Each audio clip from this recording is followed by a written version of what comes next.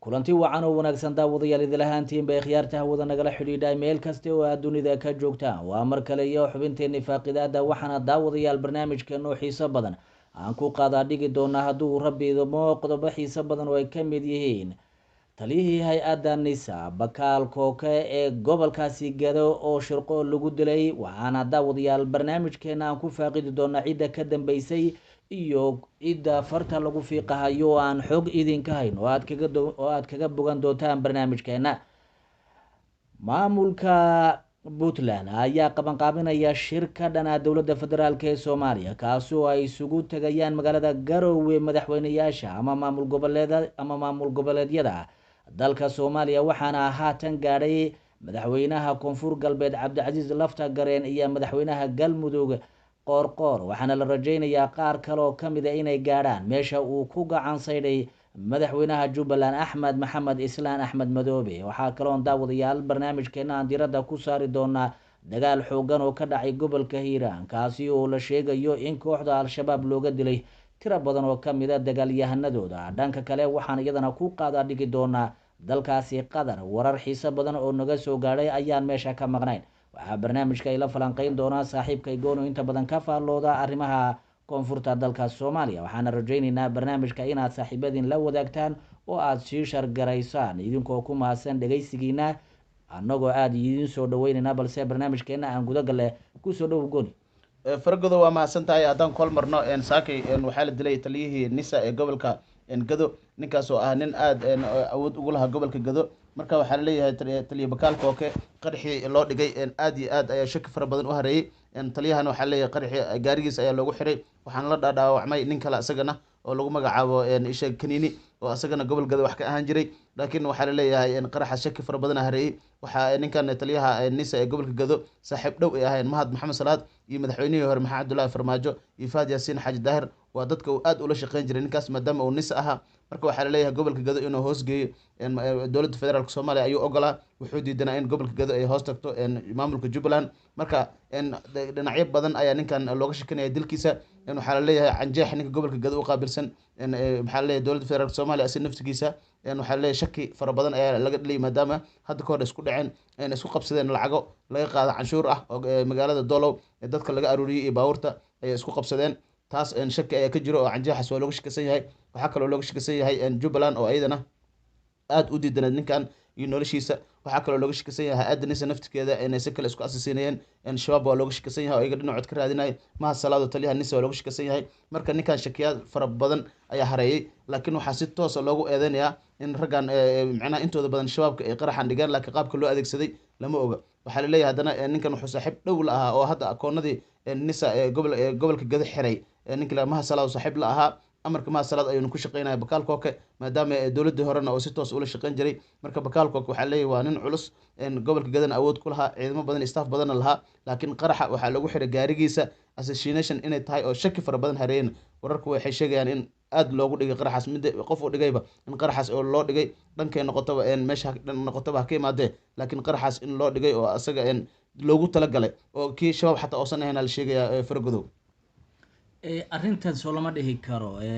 inkastoo maamulka jubbaland ay aada u necbaayeen haddana waxaa kaloo jira kooxaha al-shabaab haatan dagaalka ka wada koonfurta soomaaliya laftigooda ninkan dagaalo xoogan ayuu la galay aadna way u necbaayeen. marka yaa si toosa hadda loogu tuunsan yahay in arrintan uu ka dambeeyey. horta shabaabku way sheegteen oo way hadleen waxay yidhahdeen qaraxa annagaa ka dambeynay bakaalkookan annagaa dilnay marka muddo fara badan inay raadinayeen ayay sheegeen. laakiin shabaabku markii qof oo dhinto ay kasoo horjeedo way iska sheegtaan. laakiin hadda gaarigiisa maadaama lagu xiray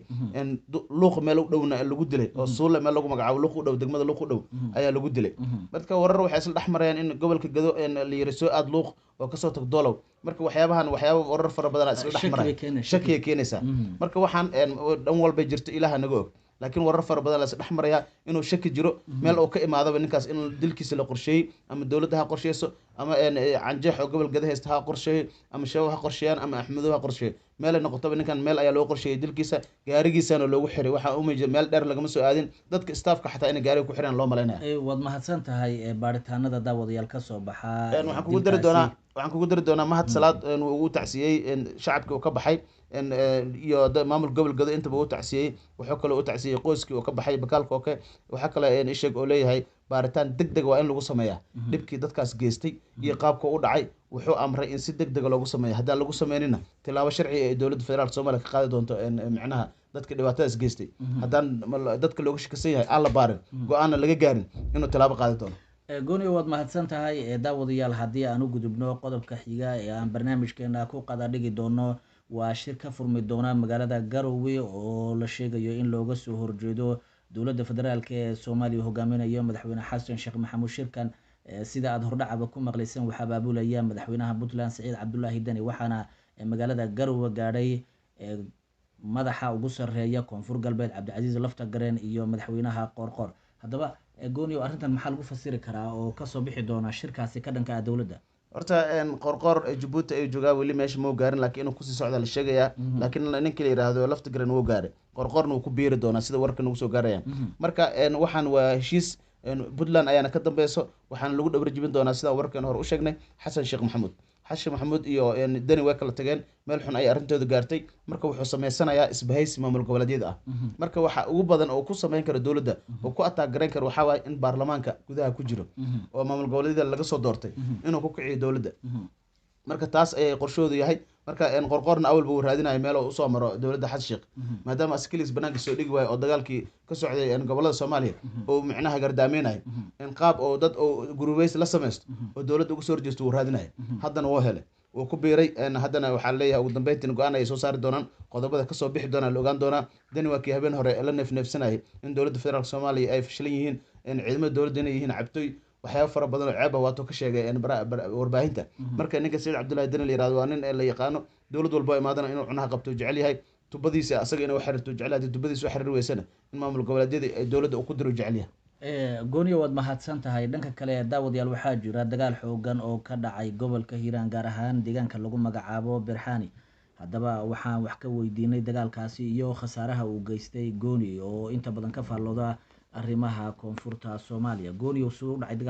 dagaalkaas berxan horta shabaabka waxay kusoo noqdaan mar walba kusoo noqdaan shalay ayay ku dagaalameen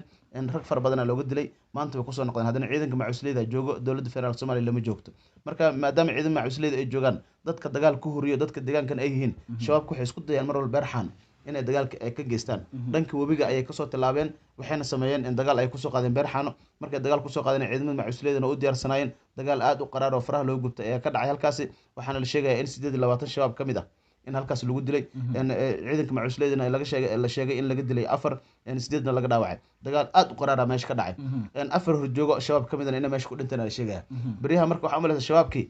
inaysan laabanayninba ay dagaal ku dhamaanayaan meeshii micnaha ay ku laaban lahayn dagaalka intay galaan iska tegi jireen hadda dagaalkii inay ku dhamaadaan ay jecel yihiin waxaa isleeda marka cadaadis fara badan shabaabka saaran ma nagu soo laaban kartin in la dhaha umalaysa marka mana isdhiibi karaan waa niman hubeysan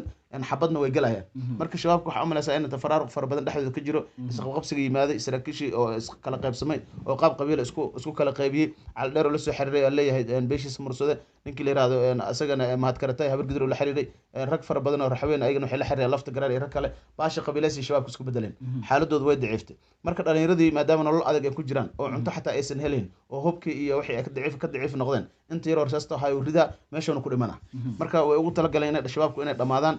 waxna aysan ka laabanin intii ay ku jiri lahaayeen gumeysiga shabaab iyo silic ay ku jiri lahaayeen inay dagaal ku dhintaan ay ka doorbideen faragodow. waad mahadsan tahay. sidoo kale waxaan u mahad celinaynaa guud ahaanba daawadayaasheena dal iyo dibadba meel kastoo ay ku sugan yihiin. daawadayaal waxaan soo gaarnay qeybaha ugu dambeeya ee barnaamijkeena waxaana ugu dambeyn aan kusoo qaadan doonaa dalkaasi qatar oo uu ka socdo world cupka dunida ayaan kusoo qaadan doonaa mid ka mid a garoomada ugu caalamisan oo la sheegaya in halkaasi loo qaatay biiso ama waxyaabaha lagu furfuro garoonka ilaa ay lagu ciyaarayay. arrintan waxaa inooga dhacaya saaxiibka goon faragodo horta garoomo fara badan oo caalamiya laga sameeyey dalkaasi qatar marka world cupkii intiisa hadda wuxuu marayaa quarter finalka wax loo yaqaan ama sideed dhamaadka marka garoomadii garoon ka mid ah oo lagu magacaabo 974 Hay. oo ah furaha dalka qadar lagu galo marka telefoonka usoo dirays ayaa la furfuraya Hay. marka waxaa leeyahay shaqadiisu garoonkan marka bisada loo qaatay muxuu ah garoonkan de waa wax laysku keeno container ah Hay. si ku meel gaar ah ayaa micnaha loo sameeyey Hay. marka in World Cup-ka lagu qabto kadibna garoon caalami laga dhigo mar kale Hay. ayaa loogu talagalay marka waa la Waa furfurahaya la furfuraya. dib baa loo qaadanaya waa la furfuraya Hay. container iyo wax laysku keeno ahay arkudhishana ku jiray marka kulankii ugu dambeeya lagu ciyaaro wuxuu ahaa kulanka Brazil iyo South Korea dhexmaray oo 4-1 Brazil ay ku badisay marka waxaa la sameeyey garoonkii hadda furfuridii lagu bilaabay maadaama 7 kulan oo kamid ah World Cup-ka lagu qabtay shaqadiisu waa gutaan leeyahay marka hadda kadib iyo dib u dhis dalka Uruguay qadaraas ku qaatay inuu dib u dhisi doono garoonkaas oo garoon caalami ka dhigi doono oo qadar ay rajeynayso in 2030ka World Cup in lagu soo celiyo ayada macnaha ay u sii dhisayso garoonka si caalami ah tii hadda maadaama ay bobsiyeen garoon macmal ah oo ahaa 40,000 oo taageerayaalna oo qaaday hadda ugu dambeyn waa soo gabagabeeyay shaqadiisana waa qabsaday furfuridina waa lagu bilaabo sheekadiisa saas ku dhamaatay aad iyo aad ayuu mahadsan yahay kaasi wuxuu ahaa gooni daawadayaal oo ka faallooda arrimaha koonfurta Soomaaliya barnaamijkeena inta ayaan kusoo gabagabaynaynaa intaan dib dambe ugu kulmi doono mid kan mid lamid waxaan kaga tegaynaa sidaa iyo nabadgelyo